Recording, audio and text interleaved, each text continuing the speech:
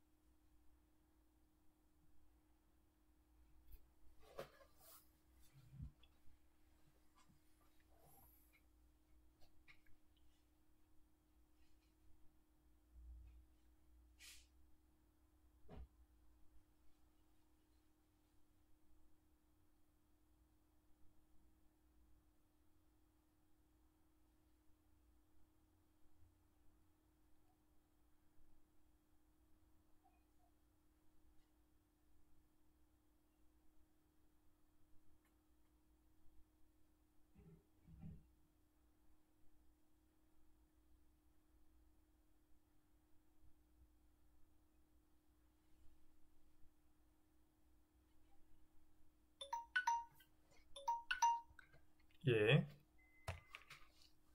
자, 여기서 오해할 수 있는 거는 기본적으로 출력물 보조물 GTD 설정에서 라고 있기 때니까 이 서포트랑 라프트를 먼저 오해할 수 있습니다. 일단은 그 전에 레졸루션이라는 거는 이 정밀도를 뜻하는 겁니다. 정밀도.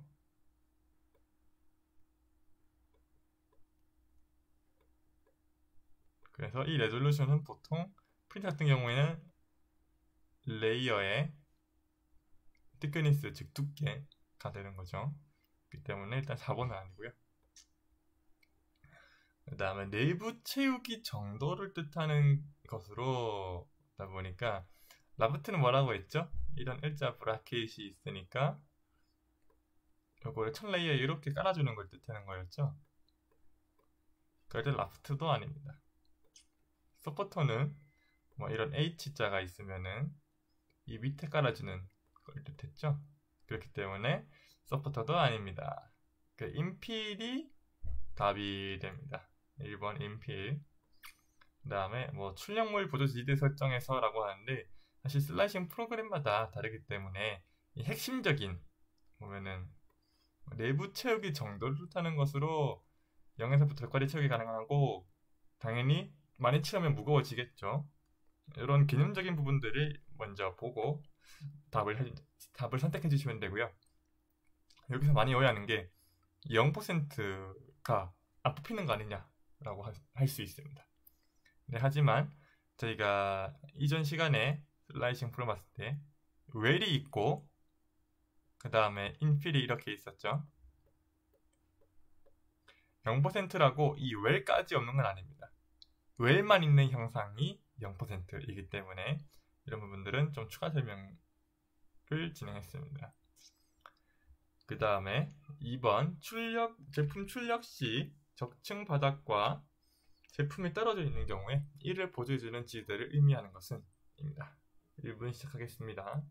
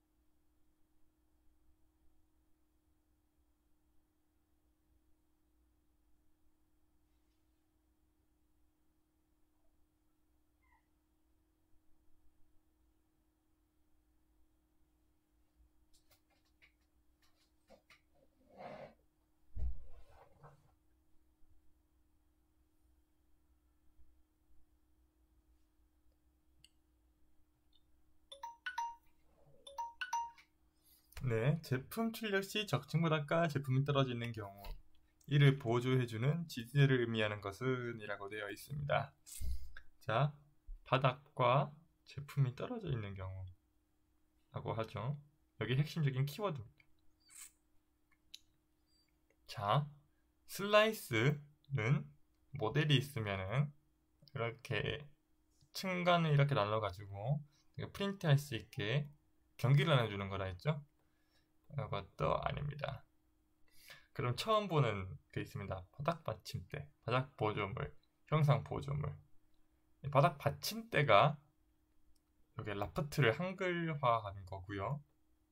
바닥 보조물은 제가 방금 전에 보여드렸던 이전 시간에 보여드렸던 이 브림이란 겁니다.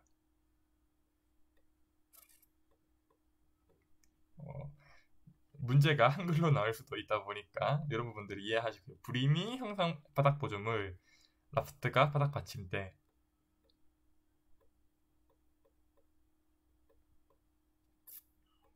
그리고 서포터가 형상 보조물이 되겠죠.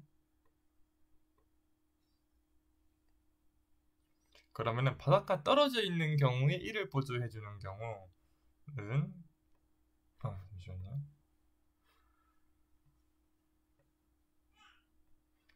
답은 형상 보조물이 될 것입니다.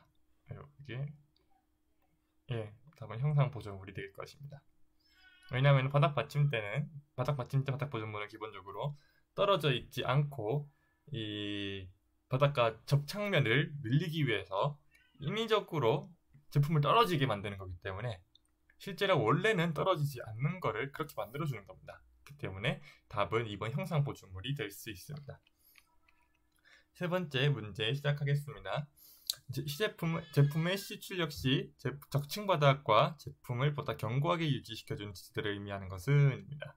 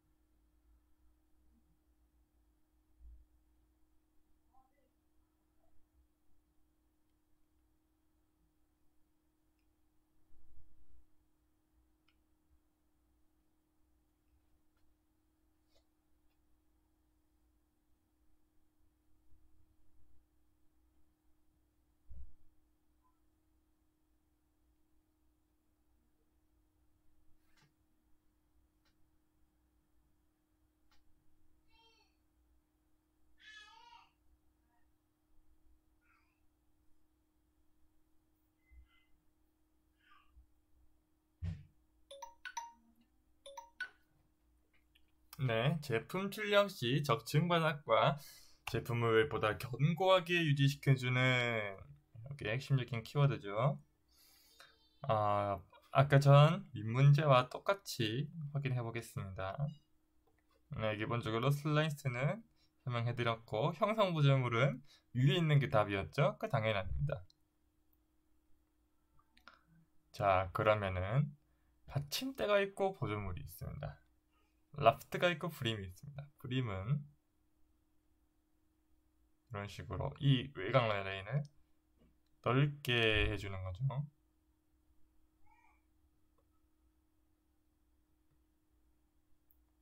이런 식으로.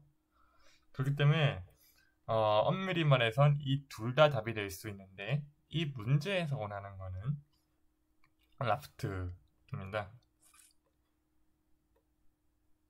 왜냐면은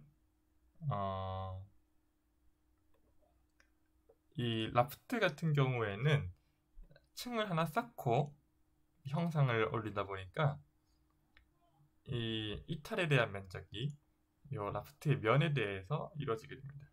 하지만 브림은 단순히 카운트를 넓게 이 개수를 넓게 해준 거기 때문에 이 유지시켜 준다라는 측면에서는 오히려 이런 식으로 새로운 레이어를 만들어 주는 게 더 좋을 수가 있는 것입니다. 사실 아마 이런 헷갈리는 문제는 많이 안 나올 겁니다. 근데 하지만 제가 문제를 쓴다면은 아마 이런 차이를 설명하면서 하지 않았을까 싶긴 합니다. 네, 그럼 다음 문제를 진행하겠습니다. 3D 프린터 FDM 방식에서 지지대 활용으로 알맞은 것은 1번 시작하겠습니다.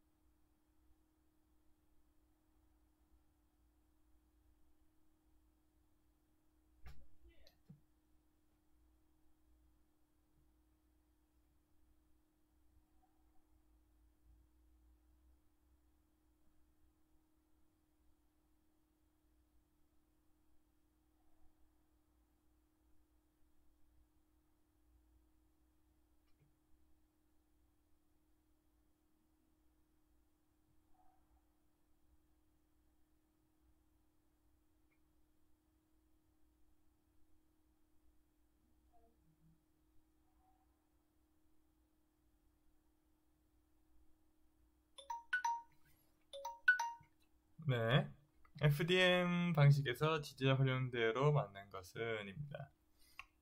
자, 한 문제부터 첫 번째 문제부터 천천히 읽어보겠습니다. 구조물을 제작할 때 제품의 아래쪽은 넓고 위쪽이 좁은 출력물이 지지대를 이용하여 제품을 제작하면은 제품의 뒤틀림과 오차를 줄일 수 있다. 자, 아래쪽이 넓고 위쪽이 좁은 삼각형 같은 지지대는 출력물의 오차를 지지대가 필요가 없죠, 기본적으로. 그렇기 때문에 만약에 반대 역상이라면은 충분히 가능한 얘기죠. 뒤틀림이랑 오차를 제어할 수 있으니까. 1번은 틀렸고요.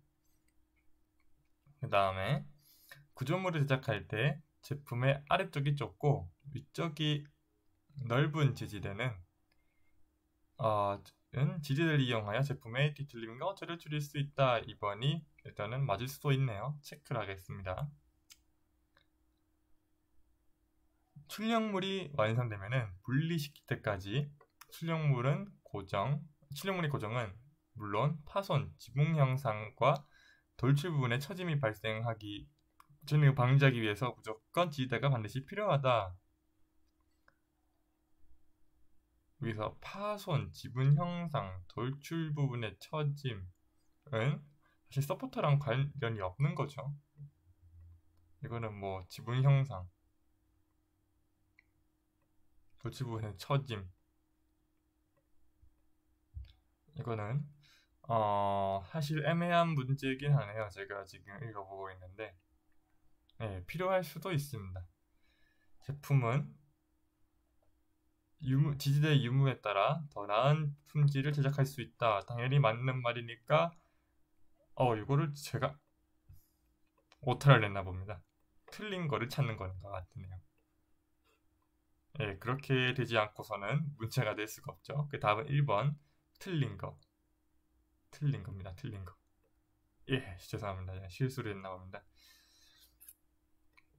그 다음에 S레이 방식의 지지대로 활용도가 맞지 않는 것은 이 부분은 실제 제가 말씀을 안 드렸기 때문에 이야기를 드리면은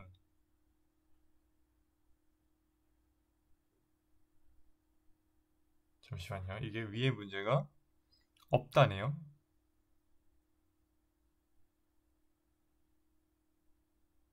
있다. 필요하다. 맞네요. 그리고 SA 같은 경우에는 제가 설명을 안 드렸기 때문에 넘어가도록 하고요. 이것도 넘어가고요. 6번도 넘어가고. 자, 7번을 풀어보겠습니다. 7번은 아마 요 니은 현상은 아마 모르실 겁니다. 그렇기 때문에 기역 형상이 확인할 수 있는 거를 한번 확인해 보겠습니다. 7번 그러니까 여기서 1번을 제외하고 2번을 제외하고 한번 읽어보시고 문제를 풀어보시면 됩니다. 1번 시작하겠습니다.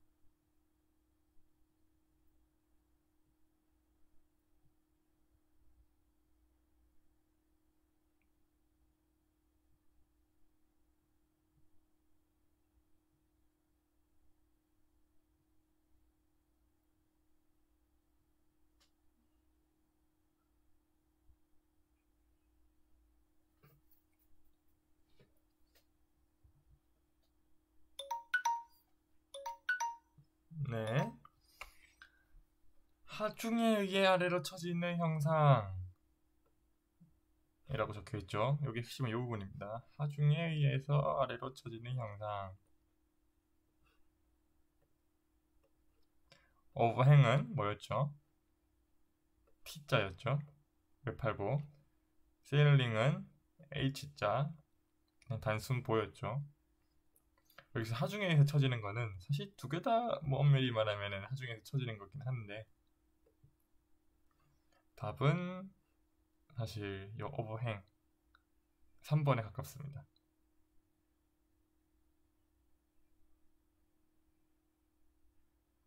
그런데 이 문제의 답이 니은이 셀링이 될 수 없으니까 예, 마스핑 예, 이 문제는 여러분들이 풀지 않고 넘어가시는 편이 좋을 것 같습니다. 요거는 다른 책에서 제가 들고 오다 보니까 이상한 용어들이 있긴 한데 예, 요거는 넘어가겠습니다. 네, 여기부터 제대로 된 용어가 나오기 시작하네요. 네, 8번부터 시작하겠습니다. 웹8보와 같이 생으로 생성되는 층이 받쳐지지 않아 아래로 휘게 되는 지지대의 형상은 시작하겠습니다. 1분.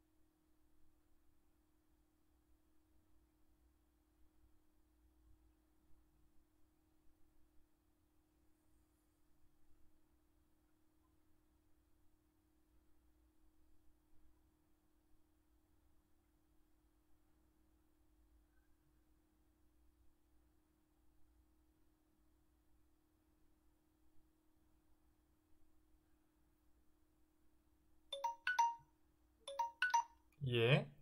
웹8보와 같이 새로 생성하는 층이 받쳐주지 않아 아래로 휘게 되는 거는 자, 이번 요 슬라이드에는 각 특징들이 다 있기 때문에 세부적인 설명은 안 드리고요.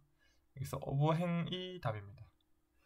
오버행은 기본적으로 T자를 생각하시면 됩니다. T자에 요 구간 새로 생성되는 층이 아니죠. 새로 생성되는 층이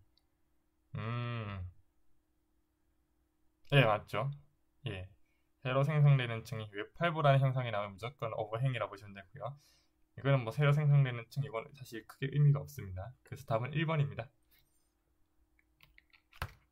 그리고 9번 양단 지지되는 경우에도 받치는 기둥 간격이 크면은 가운데 부분에서 처짐이 과도하게 발생하는 지지대 형상을 시작하겠습니다. 1분.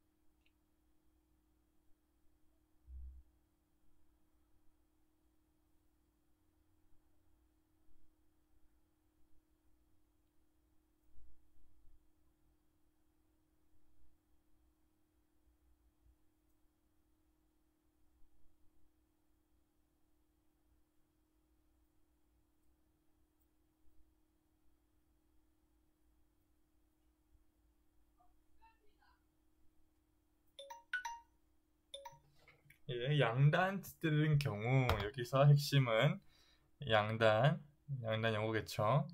그러면은 우리가 생각할 수 있는 거는 H 겠죠. 이거를 뭐라고 부르죠? 세일링이라고 부릅니다. 답은 2번이고요. 오버행은 웹8보 T였죠. 요거를 생각하시면 됩니다. H는 세일링, T는 오버행. 이렇게 양단 지지점. 그리고 10번 시작하겠습니다. 이전의 단면과는 연결되지 않는 새로운 단면이 등장하는 경우로 지지대가 받쳐주지 않으면 허공에 떠있는 상태가 되는데 이 지지대의 형상은 1분 시작하겠습니다.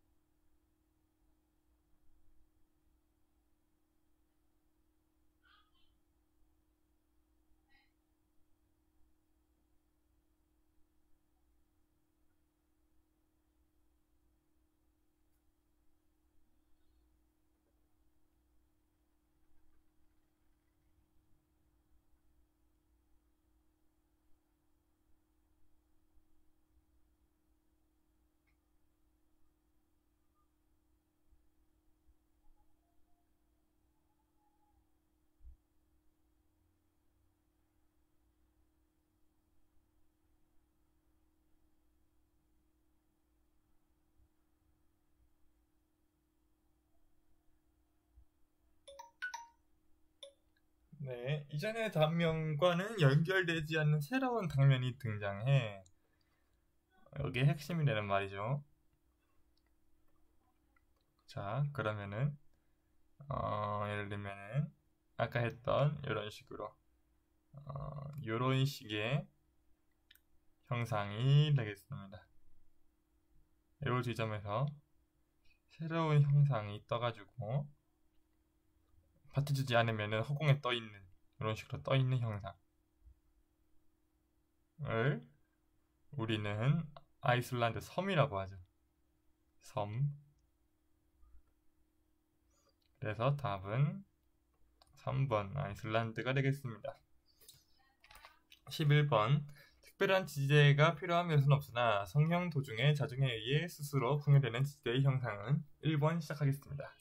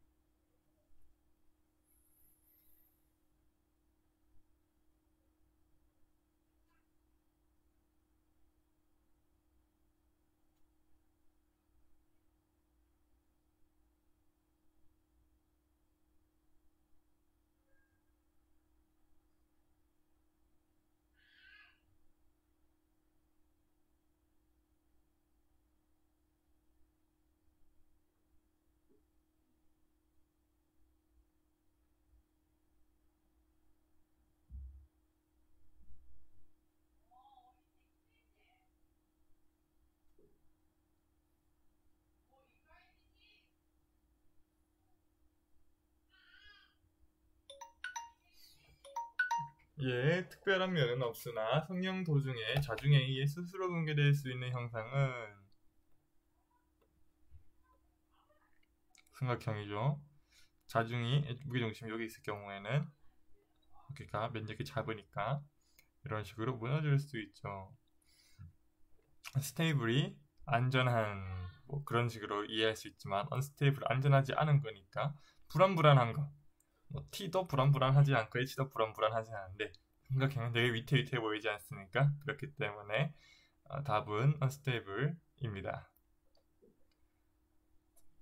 그 다음으로 기초지대 형성 중 진동이나 출력에 의한 성형품의 이동이나 붕괴를 막기 위한 지지대의 형상은 이거는 안 나온 단어들이 좀 있긴 한데 이제 풀어보도록 하겠습니다.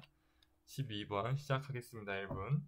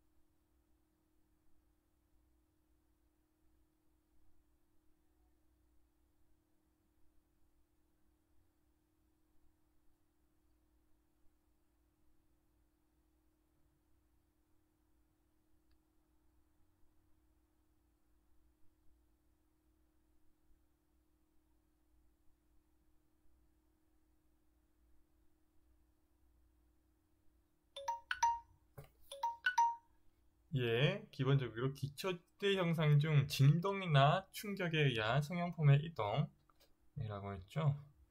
충격 어떤 게 있을까요? 뭐 예를 들면 노즐이 이렇게 있는데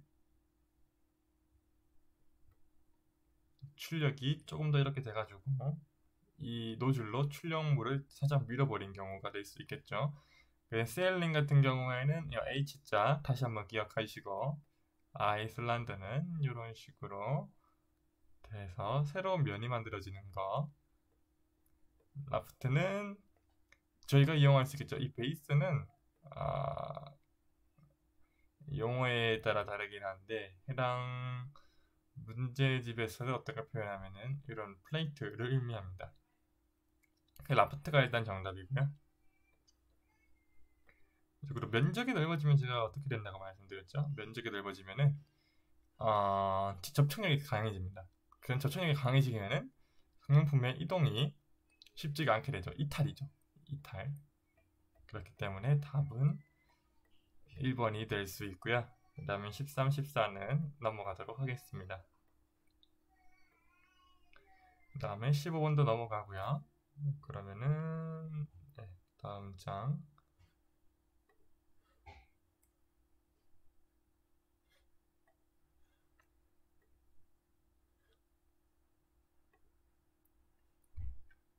다음 장 시작하겠습니다. 3D 설계 프로그램을 이용하여 3차원 형상물을 설계하는 것을 형상 설계라고 한다. 형상 설계를 할 때 고려해야 할 사항으로 틀린 것은 이라고 되어 있는데 여기서 제가 좀 안 나오는 문제지만 일단 한번 풀어보도록 하겠습니다. 1분 시작하겠습니다.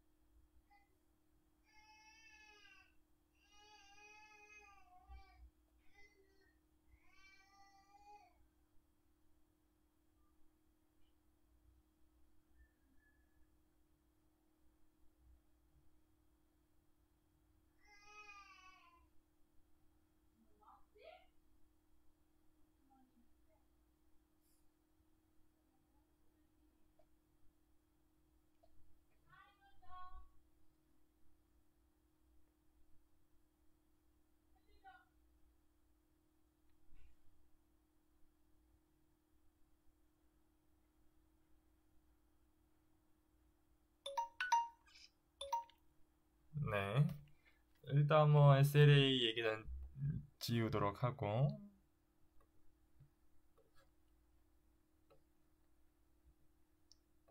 어미노는 두 개 다 맞는 답입니다. 자, 여기서 1번이랑 4번만 남았죠. 4번부터 보면은 최대 정밀도가 100마이크로 0.1mm로 정밀도가 좋지 않다. 맞는 말입니다. 근데 우리가 판매되고 있는 프린터들 중에서도 최대 100마이크로라고 많이 하는데 사실은 모든 조건들이 완벽할 때 100마이크로가 나오는 거고요. 그렇기 때문에 여기 최대 정밀도라는 게 그런 의미입니다. 그리고 FDM 방식 1번 FDM 방식은 설계에 정밀도보다 작은 치수 표현이 가능하다라고 되어 있는데 우리가 배웠듯이 노즐이 0.4인데 0.3인 라인을 깔 수가 없겠죠. 그렇기 때문에 가능하지 않습니다. 그래서 1번이 정답입니다. 2번 최적의 접근값에 대한 설명으로 틀린 것은 라고 되어 있는데 한번 풀어보도록 하겠습니다. 1분 시작하겠습니다.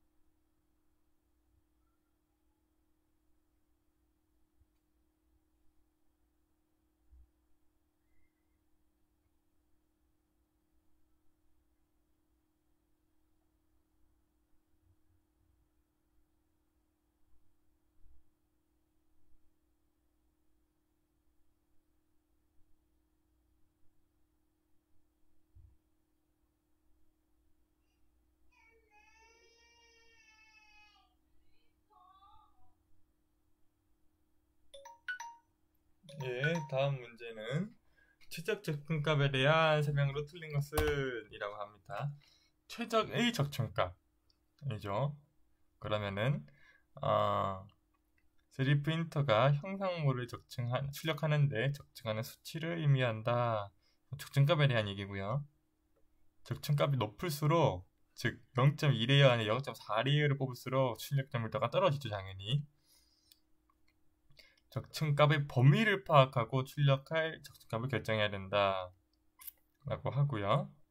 그 다음에 기본적인 적층값의 범위는 0.2mm에서 0.3mm이다 라고 되어 있는데, 여기서 확실하게 맞는 부분들은 이 부분이 되고, 여러분들 헷갈리는 부분들은 아마 이 두 부분일 겁니다. 최적의 적층값이란 단어를 보면은 어떤 값이 제일 좋은가라는 걸 의미하죠. 그 때문에 적층값, 즉 적층값의 범위라는 거는 0.4 노즐로 이 적층값 레이어 두께를 할 수 있는 한계가 있습니다. 0.1부터 보통 0.3까지 라고 부르는데, 예를 들면은 0.4 레이어, 0.4 노즐로 적층값이 1mm다 라고 하면은 이런 식으로 적층을 해야 되겠죠. 이런 식으로 0.4 1mm. 사실 이렇게 되면은 이게 쌓이기도 전에 이렇게 무너져서 적층이 제대로 안 됩니다. 그렇기 때문에 당연히 3번도 맞고요. 이 때문에 맨 처음 설명드린 형상물을 출력하는데 적층하는 수치를 말한다. 요거는 적층값에 대한 얘기이기 때문에 최적의 적층값이랑은 상관이 없는 얘기가 되겠습니다. 그래서 답은 1번입니다. 그리고 3번 최적의 제품 출력을 위해서 확인해야 될 사항으로 틀린 것은 인데, 이거 한번 풀어보도록 하겠습니다. 아마 모르실 분들이 많으실 겁니다.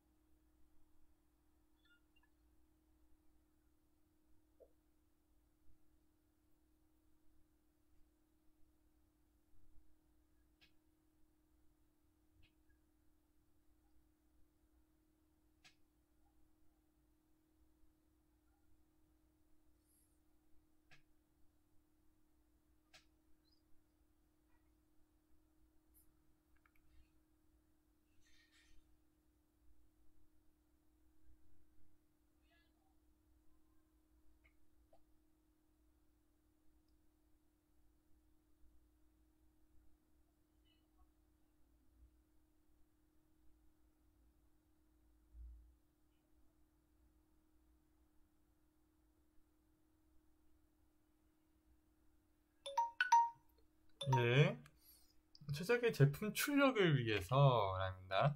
두께가 없는 서페이스, 즉 면일 때 면이 닫혀야지 이게 솔리드로 인식을 할 수 있었죠. 그러니까 두께가 없는, 즉 뭐 0t짜리는 출력을 할 수 없기 때문에, 즉 출코드를 만들 수 없기 때문에 존재하지 않아야 됩니다. 그 다음에 뭐 가능한 속을 비우는 게 출력 시간이 빨라지겠죠. 최적의 제품 출력이란 건 결국 프린트도 먹은 걸 만들어내는 기계지 않습니까? 그러면은 빠른 게 좋은 거겠죠. 그러니까 속을 비우면 빨라지겠죠. 스케일 줄이면 빨라질 거고. 4번도 아니고, 그러면은 이 두 부분들이 헷갈릴 겁니다. 2번, 3번. 자, 밑에서부터 모델들이 만나는 모서리는 서로 분리되어 있어야 한다라는 게 어떤 의미냐면은, 하나의 프린터에서, 하나의 슬라이싱 프로그램에서 동그라미랑 사각형을 뽑으려고 합니다. 근데 이렇게 붙어 있으면은 안 된다는 거죠. 그 노즐이 여기 한 번 더 쌓고 여기 쌓으니까 계속 겹쳐 나가겠죠. 그렇기 때문에 분리되어 있어야 합니다. 그리고 여기서 이 정확한 서페이스로 구성된 면들이 분리해 있어야 된다는 게 이해가 안 되실 텐데, 이게 면이 6면이 다 붙어 있어야지 이 면이 솔리드로 인식되는 거죠. 그래서 부피란 개념을 넣을 수가 있고요. 근데 이 중에서 하나가 없으면은 면들이 그냥 조합된 겁니다. 만약에 이면만 없다고 봅시다. 열려 있으니까 얘들에게 부피를 줄 수 없습니다. 그렇기 때문에 열려 있지 않았고 다 닫혀 있어야 된다라고 하면 될 것 같습니다. 다음 문제로 자, 어떤 거를 풀어볼까요?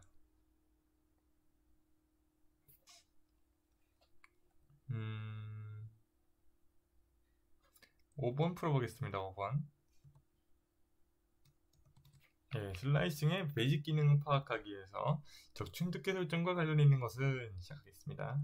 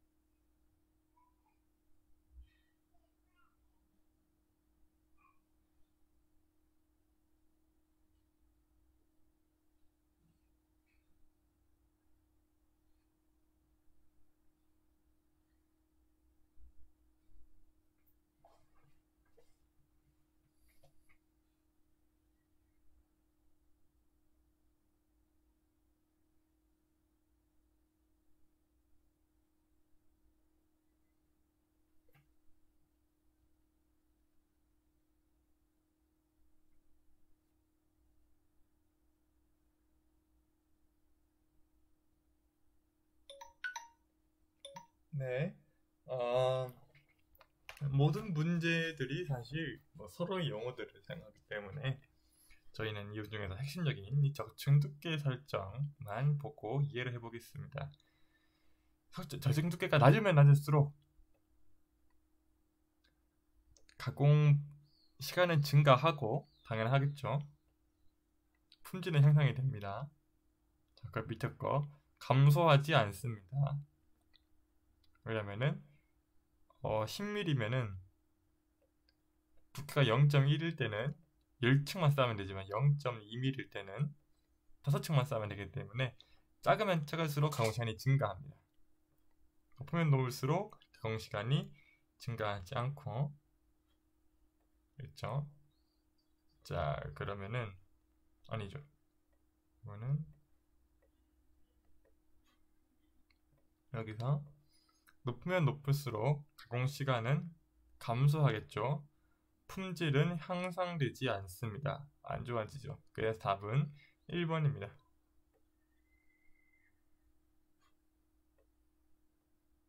그리고 아까 말드린 것처럼 노즐의 직경보다 작아야 됩니다. 0.4인데 레이어 두께가 0.1일 수는 없다는 거죠. 6번 풀어보겠습니다. STL 파일을 옥화났네요. STL입니다. 파일을 프린터가 이해하는 G코드로 바꿔주는 과정은 무엇이라고 하는가? 이거 되게 쉬운 문제죠. 1번 시작하겠습니다.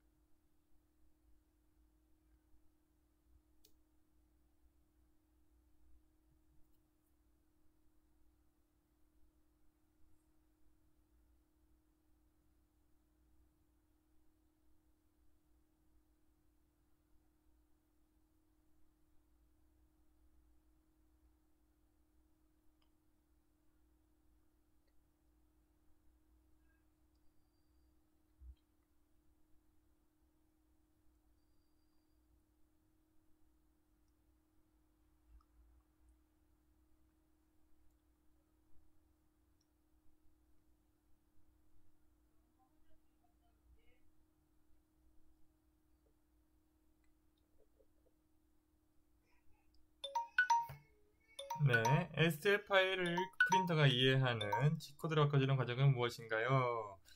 네, 답은 1번입니다.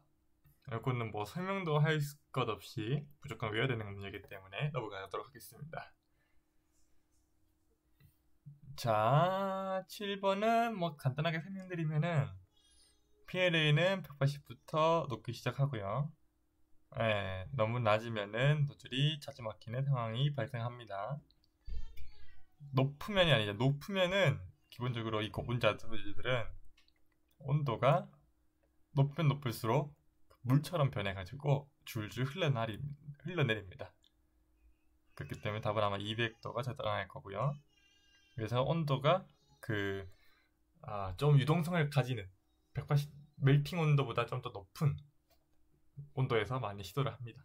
그래서 7번은 뭐 대충 2번이라는 걸 설명드리지만 실제로 이 문제 같은 경우에는 내일 내용에 좀 더 적합한 거기 때문에 일단 넘어가고요. 그리고 심플라이 프리디 레퍼런스는 일단은 무료 프로그램이 아닙니다.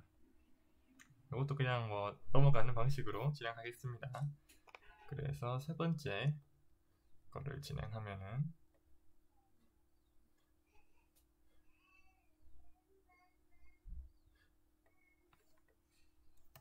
여기 좀 수정이 좀 덜 되어 있네요. 일단 시작하겠습니다. 시간이 별로 없다 보니까 보자.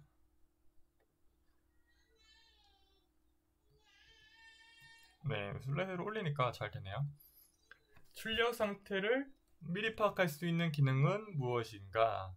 이것도 외우는 문제였죠. 1분 시작하겠습니다.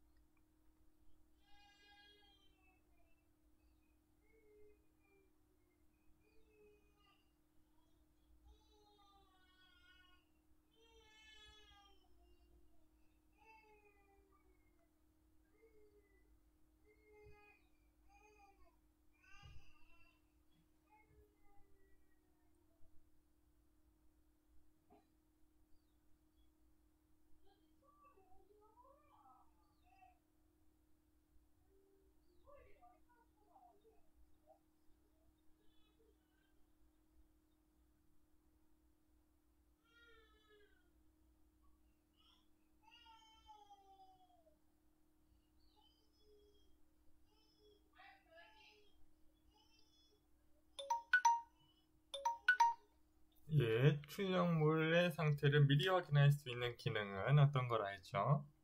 그냥 외우시면 됩니다. 가상적층입니다.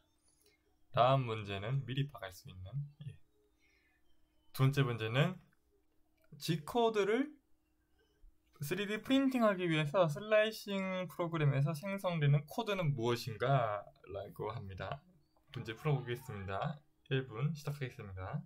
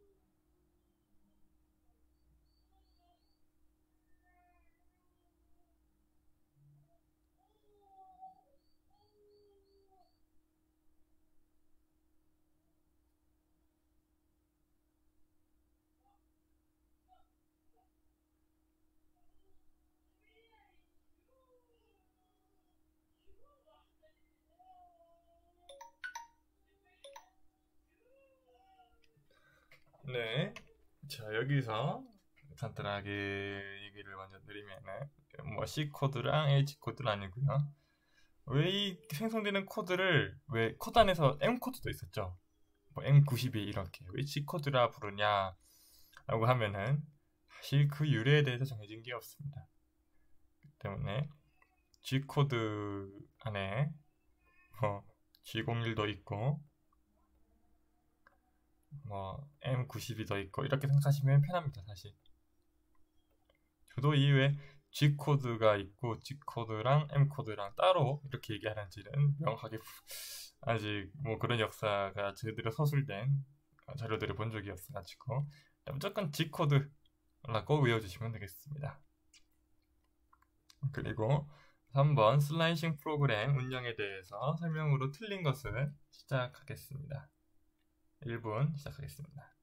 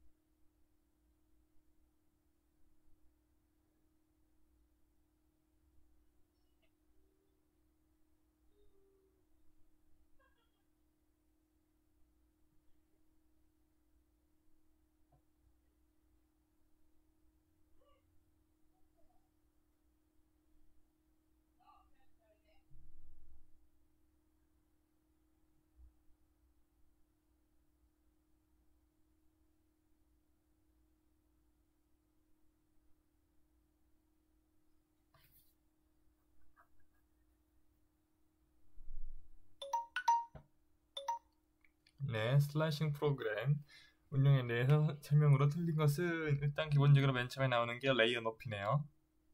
네, 오타입니다. 죄송합니다. 높이일수록 낮을수록 출력 품질이 좋아지죠. 답은 1번입니다. 이건 이제 맞출 수 있으셔야 됩니다. 이거는 속 채우기를 적게 했을 때 속 채우기, 즉 인피를 적게 했을 때 출력물이 단단한 것이 있다면 셀 thickness 옵션을 줄여서 두께를 두껍게 하면 된다. 여기 어떤 거냐면은 저희가 웰이 있었죠. 웰이 그 쉘입니다. 쉘 같은 의미입니다. 이 벽의 두께를 두껍게 해서 강도를 높여준다는 얘기고요. 그래서 인필은 약하게 하고 강도를 두껍게 하면은 가능을 합니다. 이게 맞는 말입니다. 그 다음에 3번은 맞는 말인데 이거는 별도로 설명 안 드리고요. 4번은 필 덴시티, 이게 즉 인필입니다.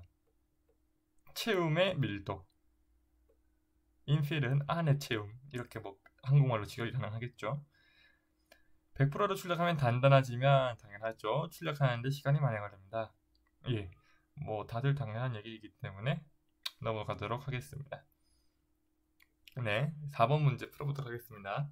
프린트 스피드는 프린팅하는 속도를 조정하는 설정으로 맞는 것은?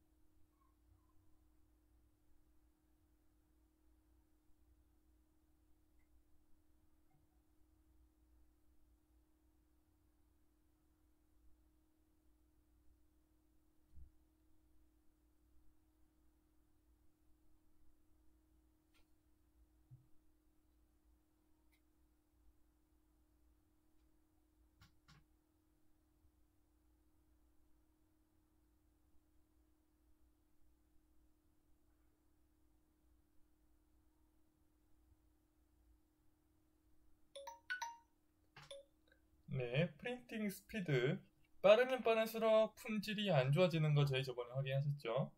이번 챕터는 아닌데 저희가 지금까지 배웠던 것들을 한번 확인해 보면은 당연히 프린팅 속도가 빠르면 빠를수록 품질이 안 좋아진다는 걸 확인할 수 있습니다. 자, 그리고 프린팅하는 속도는 품질 관련이 있습니다. 그리고 여기서부터는 이제 기기에 따라서 차이가 생기는 부분들입니다. 뭐 델타는 일반 품질로 80을 가능하지만 기본적인 프린터들에서는 보통 60으로 많이 설정합니다. 이거는 그냥 경험적인 값들. 이기 때문에 답은 3번인데 아마 시험 문제는 이렇게 나오지 않을 겁니다. 그래서 빠르면은 안 좋아지고 그 다음에 느리면은 품질이 좋아진다는 거 이해만 하시고 넘어가시면 될 것 같습니다. 다음 문제로는 예. 이거는 사실 라프트에 대한 다른 설명이고요. 하지만 뭐 많이 풀었던 문제이기 때문에 넘어가도록 하겠습니다. 그 다음에 첫 번째 레이어를 확장시켜 여기에 사실 뭐 브림에 대한 얘기고요. 그 다음에 소프트가 필요한 곳에 설정하는 거는 everywhere인데 이건 전부 다 큐라를 기반으로 슬라이싱 프로그램 중 큐라를 기반으로 한 설명이기 때문에 넘어가도록 하겠습니다. 기본적으로 시험 문제, 즉 기출 문제에서는 한 프로그램을 대상에서 이런 식으로 용어를 설정하지 않습니다. 그 부분은 이해하시고 넘어가시면 됩니다. 그래서 제가 항상 수업할 때 이 영어, 저 영어 뭐 번갈아 가면서 하는 이유도 사실 그런 부분들입니다. 어떤 식으로 나올지는 모르겠습니다. 그렇기 때문에 항상 영어 위주보다는 영어도 외워야 되지만 이런 설명들을 이해하시는 게 중요하고요. 그 다음에 슬라이싱 3D 프린터 작업을 위해서 3D 모델을 슬라이싱 할 때 고려해야 될 상황으로 가장 거리가 먼 것은 입니다. 그러면은 1분 시작하겠습니다.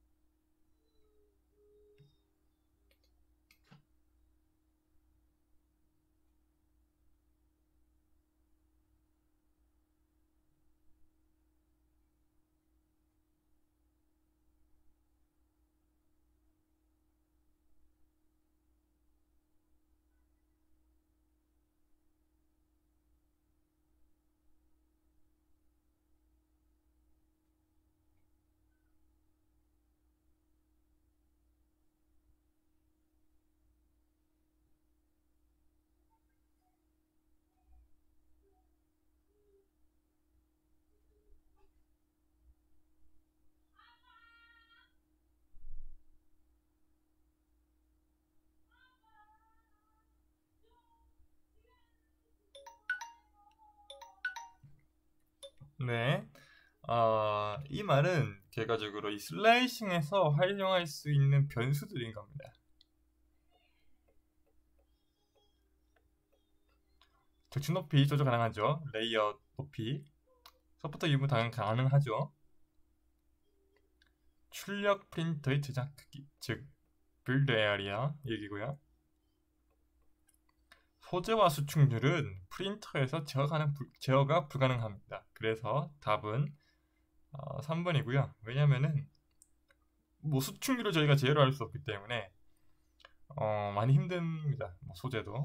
근데 제작 크기는 저희가 뭐 이 스케일을 줄여서 슬라이싱해서 만들 수 있기 때문에 그런 부분들은 뭐 그나마 3번보다는 4번이 가깝다고 볼 수 있는 겁니다.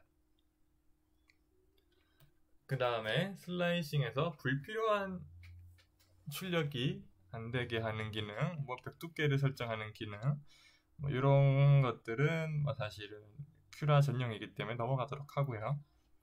당연히 출력물의 한층 높이를 설정하는 적층값을 설정하는 옵션 기능은 레이어 헤이트 이 기능이겠죠. 그리고 이것도 넘어가도록 하고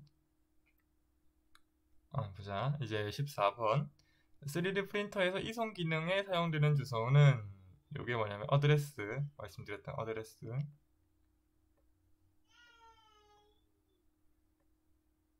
그죠? 어드레스 플러스 숫자가 붙어서 특정한 명령들이 되는 거죠. 그래서 요거를 한번 해보겠습니다. 1분 시작하겠습니다.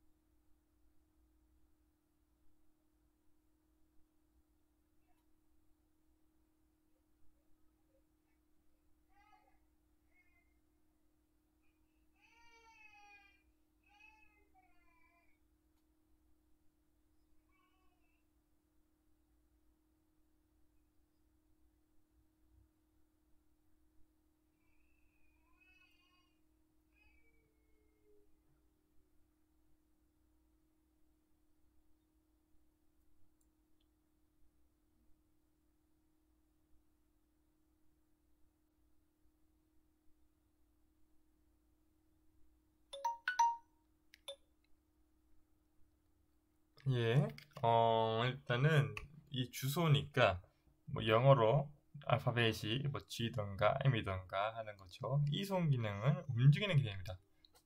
좌표가 그런 거에 관련된 좌표에 관련된 기능들이고요.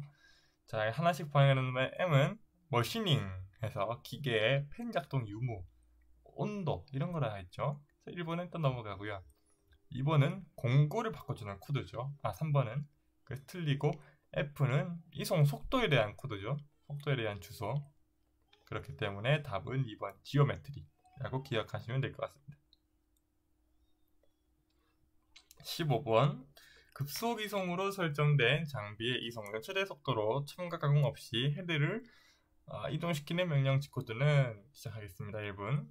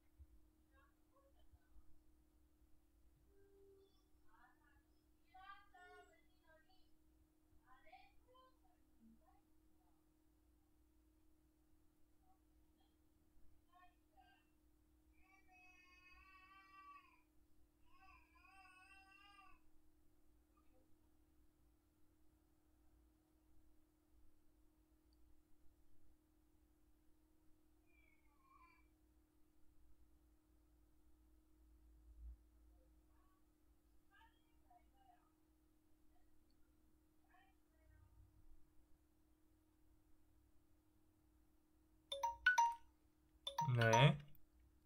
급속이성이라고 되어 있죠. 급속이성은 최대 속도입니다.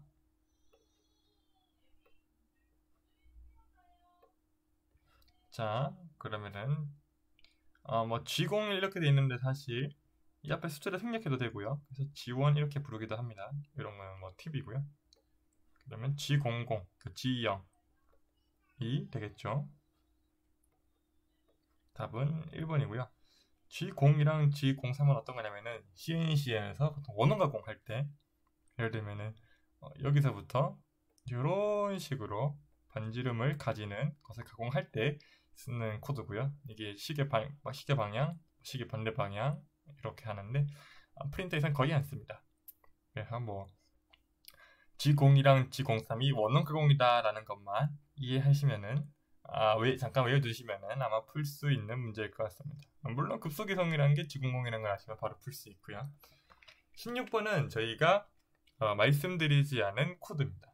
하지만 저희가 배웠던 코드들을 유추를 한다면은 충분히 풀 수 있는 문제이기 때문에 16번 시작하겠습니다. 기기가 특정 시간 동안 아무 변화 없이 대기해야 할 경우 사용할 수 있는 대기 지점은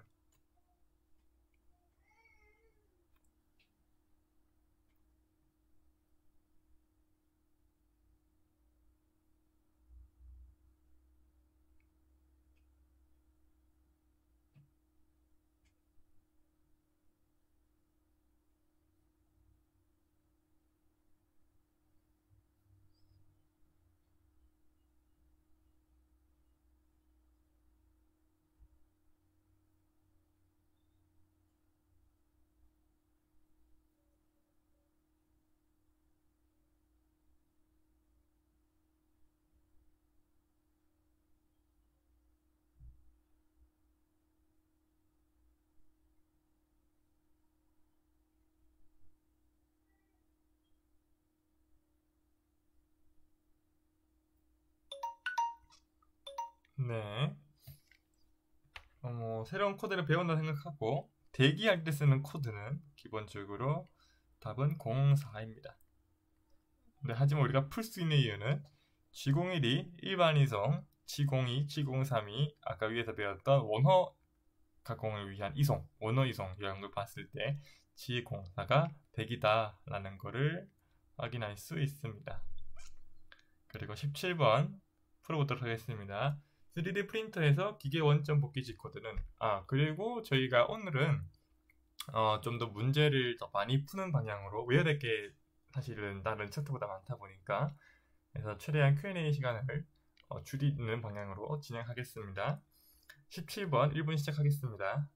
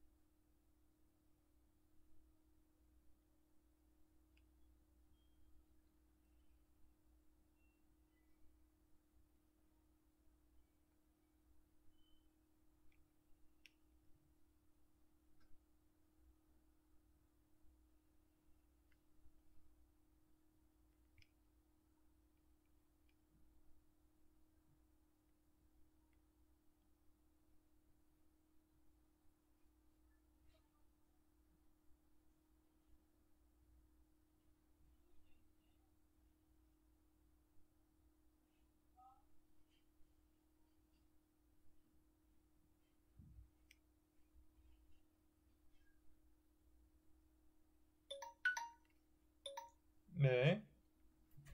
3D 프린터에서 기계 원점 복귀를 위한 G코드는 잠시만요. 제가 꺼버렸네. 여기서 원점 복귀 코드는 G28이고요.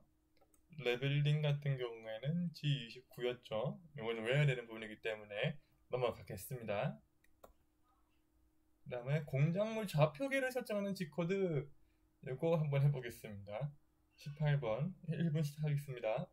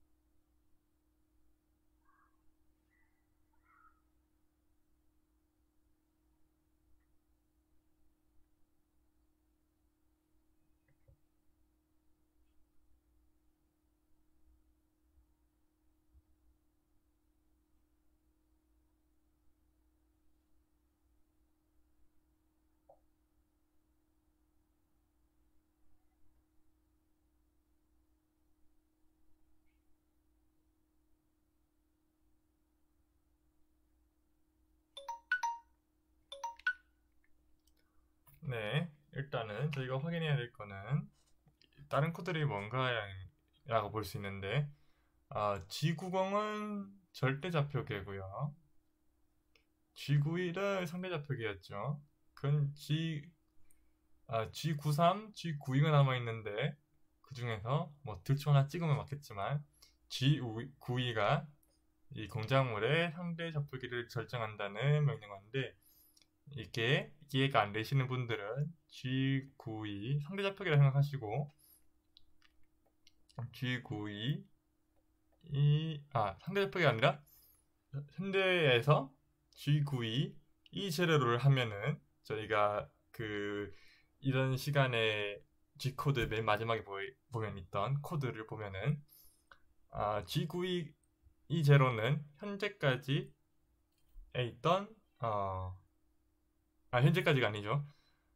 지금 익스루더의 위치를 0으로 지정한다 라고 하는 겁니다. 그러면은 이게 어떤 식으로 이루어지냐면은 이전에 똥 짰던 것들을 똥 짰던 거라 표현하기 좀 그렇네요. 필라멘트를 짰던 것들을 어떤 것 치고 이제 여기서부터 시작하는 거다라고 하기 때문에 G92가 공작물 좌표계를 설정하는 명령으로 볼 수 있고요.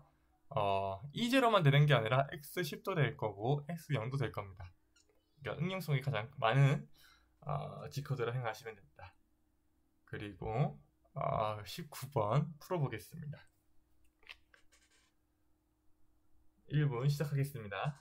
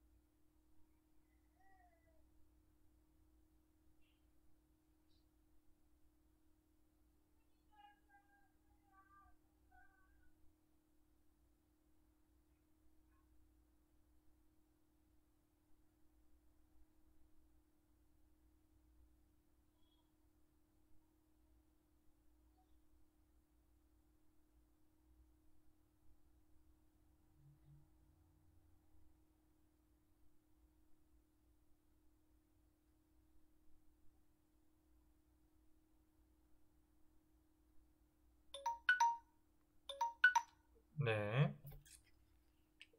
조용하는 플랫폼을 가열하는 보조 기능은 보조 봅시다. M10 이게 9죠. 1350 M90이고 자 여기서 일단은 모르는 코드 두 개는 지워버리고요. 190이냐 109냐 라는 건데 저희가 다시 한번 잠깐 볼까요? 코드들을 코드들이 제가 설정했던 코드들이 어디에 있나 보자.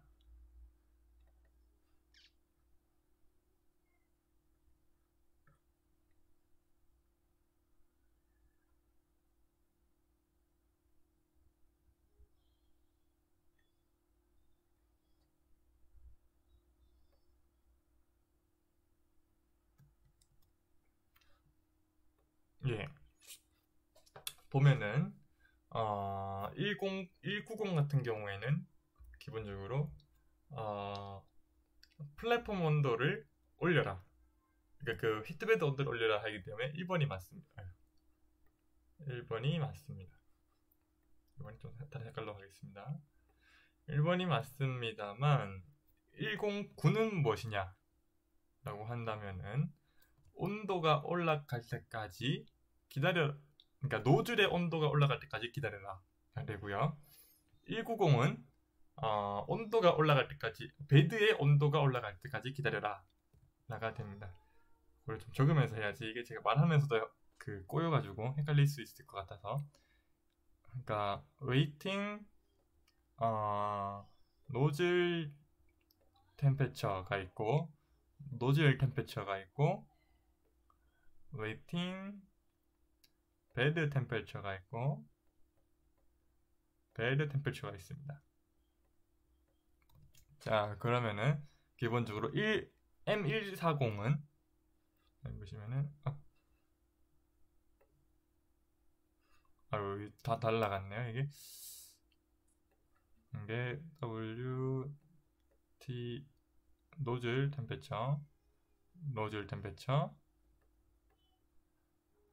그 다음에 웨이팅 베드 템페처,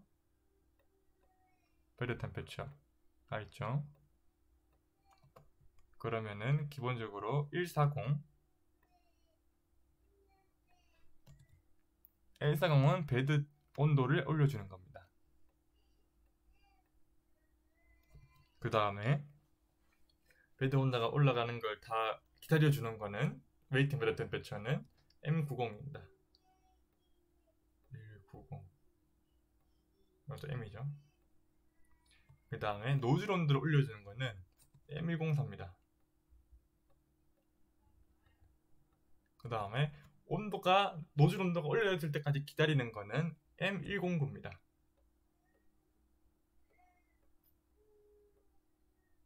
근데 이 기능은 사실 단순하게 온도를 올려주는 이 기능을 포함하고 있기 때문에 상위 개념이라고 보시면 되고요. 그렇기 때문에 109는 노즐 온도를 올려주는 거기 때문에 플랫폼 즉 히팅베드는 190이 됩니다. 그래서 미트 문제를 연달아서 풀어보면은